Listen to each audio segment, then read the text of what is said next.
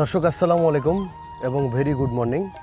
স্বাগত জানাচ্ছি রাজশাহী জেলার তানোর উপজেলার কচুয়া গ্রাম থেকে, যেটি সাঁওতাল আদিবাসী গ্রাম। আমি এখন অবস্থান করতেছি কচুয়া গ্রামের একদম বিস্তীর্ণ ফসলের মাঝখানে একটি সরু রাস্তা বয়ে গেছে, যেটাকে আমরা মেঠো পথ বলে থাকি। সেই মেঠো পথের উপরে আমার পিছনে দেখা যাচ্ছে রাজহাঁসের বাচ্চা এবং রাজহাঁস সবুজ দুর্বা ঘাস খেয়ে বেড়াচ্ছে। আর আমার সাথে দাঁড়িয়ে রয়েছে এই কচুয়া গ্রামের মাঝি, যেটাকে সাঁওতাল ভাষায় মাঝি বললেও আমরা যেটা বুঝি গ্রামের মোড়ল বা গ্রামের প্রধান। দাদা কেমন আছেন? আচ্ছা, ভালোই। আপনার নাম? বিনয় হাসদা। বিনয় হাসদা। আপনি এই কচুয়া গ্রামের প্রধান? জি, আচ্ছা। কচুয়া কাজীপাড়া। কাজীপাড়া। আপনাদের এই সাঁওতাল গ্রামে কয়টি পরিবার আছে? এখানে আছে প্রায় 102টা পরিবার। 102টা সাঁওতাল পরিবার।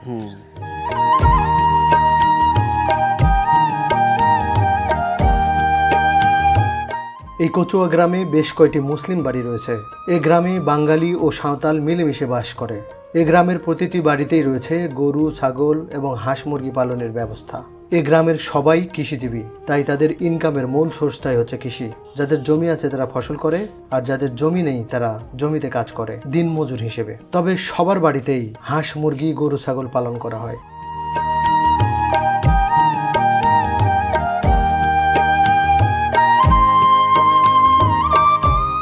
গ্রামের শুরুতেই সাঁওতালদের ধর্মীয় উপাসনালয় মানজিস্থান। মানজিথান একটা পাকাপোস্ত ঘরের ভেতরে রয়েছে, আর বাহিরে রয়েছে ফুলের বাগান।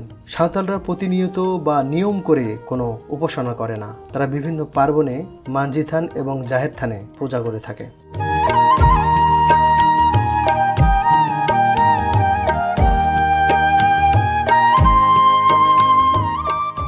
দর্শক, কচুয়া গ্রামে বেশ কয়টি মুসলিম বাড়ি রয়েছে, আর বাকি সবই সাঁওতাল বাড়ি। আমরা যে বাড়িটি দেখতে পাচ্ছি এটা মুসলিম বাড়ি, ঠিক বাম পাশে আরেকটি বাড়ি দেখতে পাচ্ছি, এটা মুসলিম বাড়ি, আর এখান থেকে শুরু সাঁওতাল বাড়ি। তা আমরা একটু দেখলেও বুঝতে পারি। দেখুন, সাঁওতাল বাড়ির দেওয়ালগুলো রং করা থাকে, যাকে আমরা আলপনা বলে থাকি। সুন্দর করে তারা বাড়ির উঠোন, বাড়ির দেয়াল সামনে আলপনা এঁকে সুসজ্জিত করে রাখে।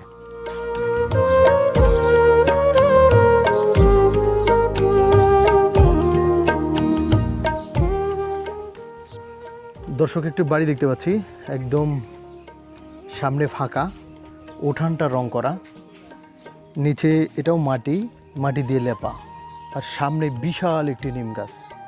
আমার জিন্দিগিতে এত বড় নিম গাছ কখনো দেখিনি। সত্যি বলছি, এত বড় নিম গাছ আমি জীবনে কখনোই দেখিনি।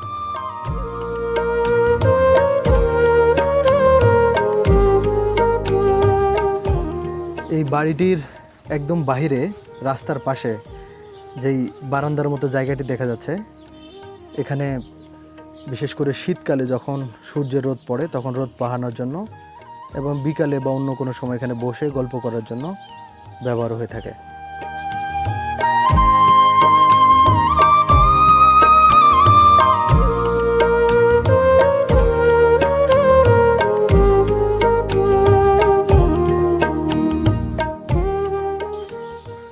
দর্শক, সাঁওতাল বাড়িগুলোর একটা বৈশিষ্ট্য রয়েছে।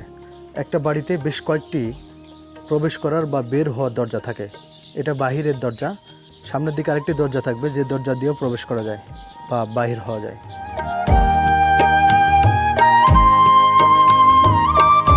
দর্শক, এই বাড়িটি হচ্ছে কচুয়া গ্রামের গ্রাম প্রধানের বাড়ি। গ্রাম প্রধান এই বাড়ি থেকেই পুরো গ্রামটাকে চালান। দর্শক, আম দেখতে পাচ্ছেন? আরো ক্লোজ আসেন। আম, কত সুন্দর আম। এখন আম পাকার সময় হয়নি, মোটামুটি আরও মাসখানেক লাগবে এই আমটা পোক্ত হয়ে পাকতে। আমরা এদিকে একটা বাড়ি দেখতে পাচ্ছি, বাহিরে সুন্দর করে আলপনা করা, আর ভিতরে একটু ঢুকি। কেমন আছেন? নমস্কার। হ্যাঁ, ভালো আছি। আচ্ছা, এখানে কি রবীন্দ্রনাথ ঠাকুর না? দর্শক, বাড়ির ভিতরে ঢুকে দেখলাম মাটি দিয়ে রবীন্দ্রনাথ ঠাকুরের একটা মূর্তি বানানো হয়েছে, খুবই সুন্দর। এটা রং করা হয়েছে, এখানে গায়ে চাদরও দেওয়া হয়েছে, হাতে একটা বই, জুতা পায়ে আছে, খুব সুন্দর লাগছে। দর্শক, বাড়ির ভিতরে ঢুকে দেখলাম যে রবীন্দ্রনাথ ঠাকুরের একটি মূর্তি, ওনার সাথে দেখা হলো। আপনার নাম কি? আমার নাম আমনি মাড্ডি। আমনি মাড্ডি? মাড্ডি হচ্ছে আপনার গোত্রের নাম। জি জি আর এই বাড়ির আপনি বউ? জি, এবারই বড় বউ। বড় বউ। এই মূর্তিটা কে এঁকেছে? আমার দেব। আপনার দেবর? জি। আচ্ছা, এই যে বাড়িটা সুন্দর করে আলপনা করা, এটা কি কে আপনি করেছেন? হ্যাঁ, আমরা শাশুড়ি বউ করেছি। শাশুড়ি বউ। জি। এই আলপনা কি আপনার আগে থেকে শিখেছেন নাকি এখানে এসে শিখছেন?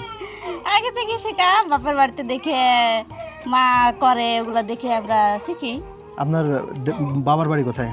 হাপারাদ গাছে দুর্গাপুর বলে, জীবন দুর্গাপুর। দুর্গাপুর? জি। আচ্ছা আচ্ছা, বাচ্চাটা মনে হয় আপনার? জি। কান্না করছে যে? কান্না করছে, অনেকক্ষণ ধরে শুয়ে আছে তাই। আচ্ছা, বিরক্ত হয়ে গেছে। বিরক্ত ও হয়ে চাচ্ছে গেছে। আমি হেঁটে হেঁটে ঘুরবো, আমাকে শুয়ে রাখছে। হয় হয় হ্যাঁ। তো এই যে আপনারা আলপনা যে আঁকেন, এই আলপনার কোনো ধর্মীয় গুরুত্ব আছে নাকি এমনিতেই শখের বসে? শখের বসে, ভালো লাগে, আর সৌন্দর্যের জন্য? সৌন্দর্যের জন্য।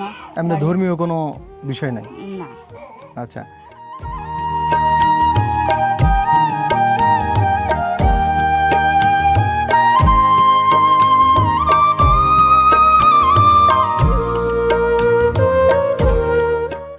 আমরা সামনে যে বাড়িটি দেখতে পাচ্ছি, এই বাড়িটি ধরতে গেলে পরিত্যক্ত, কেউ থাকে না, কিন্তু বাড়িটার কাঠামো খুব সুন্দর। আদি ঘরানার বাড়িটি। এই বাড়িটিতে আগে যারা থাকতো তারা এদিকে পাকা পোস্ত বাড়ি করে চলে গেছে। এই পাশে যে বাড়িটা দেখা যাচ্ছে, এই পাকা বাড়িটা তারা করেছে, কিন্তু এই বাড়িতে এখন তারা থাকে না। কিন্তু এই বাড়ির ভিতরটা দেখবো কেমন। প্রথমে দেখতে পাচ্ছি চুলা, এই পাশে জ্বালানির খড়, আর এই বাড়ির ভিতরে ঢুকলে আমাদের দেখতে পাচ্ছি আসলেই পরিত্যক্ত বাড়ি, এখানে কেউ থাকে না। এবারে মাটির চুলা দেখা যাচ্ছে, আর চুলার উপরে জায়গাটা খড়। এই বাড়িটার এই পাশে গোয়াল, আর রসের পাতিল দেখতে পাচ্ছি, আর গাছপালা, পেয়ারা গাছ দেখতে পাচ্ছি। এই বাড়ির মূল বৈশিষ্ট্য হলো এই বাড়িটি দোতলা বাড়ি।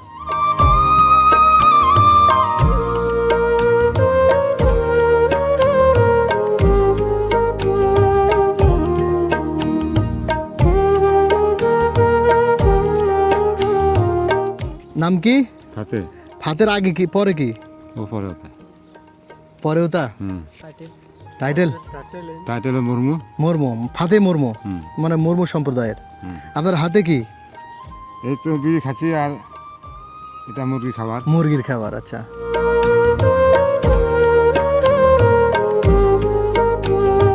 আপনার নাম? সব কিসকু। সোম কিসকু, মানে কিসকু সম্প্রদায়ের। হ্যাঁ। এখন আপনি যাচ্ছেন হচ্ছে কাজে? কাজে নয়, মাস্টার বাড়ি পথ দিতে। আচ্ছা, পথ দিতে। আপনার নাম কি? সনাতন মুর্মু।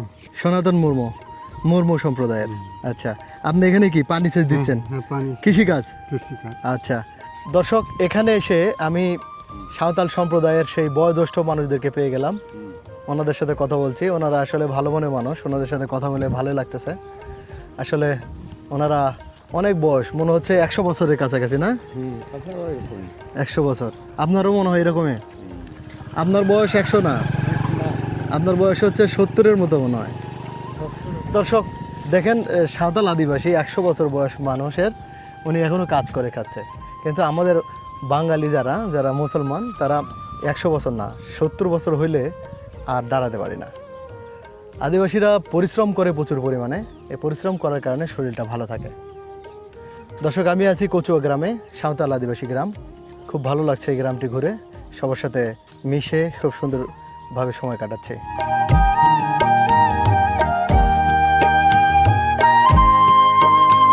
এই কচুয়া কাজীপাড়া গ্রামে ছেলেমেয়েদের পড়াশোনার জন্য বেশ কয়টি শিক্ষা প্রতিষ্ঠান রয়েছে।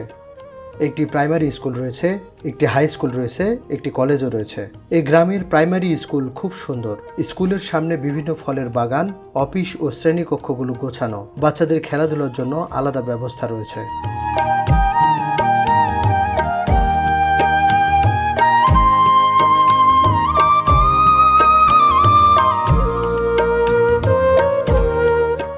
গ্রাম থেকে একটু বাহিরে সাঁওতালদের আরেকটি উপাসনালয় রয়েছে, যাকে বলা হয় জাহের স্থান। এই জাহের স্থানটি গ্রামের ভিতরে হতে পারে না। তারা জাহেরের নামের দেবতাকে যে পূজাটা দেয়, এই পূজার স্থান সবসময় গ্রাম থেকে একটু বাহিরে হয়ে থাকে। বিশেষ করে লক্ষ্য করা যায় চারিদিকে ফসলের জমি, মাঝখানে একটু উঁচু জায়গাতে এই জাহের স্থানটা হয়ে থাকে। এই জাহের স্থানের পাশে রয়েছে কচুয়া গ্রামের সাঁওতালদের কবর দেওয়ার জন্য কবরস্থান।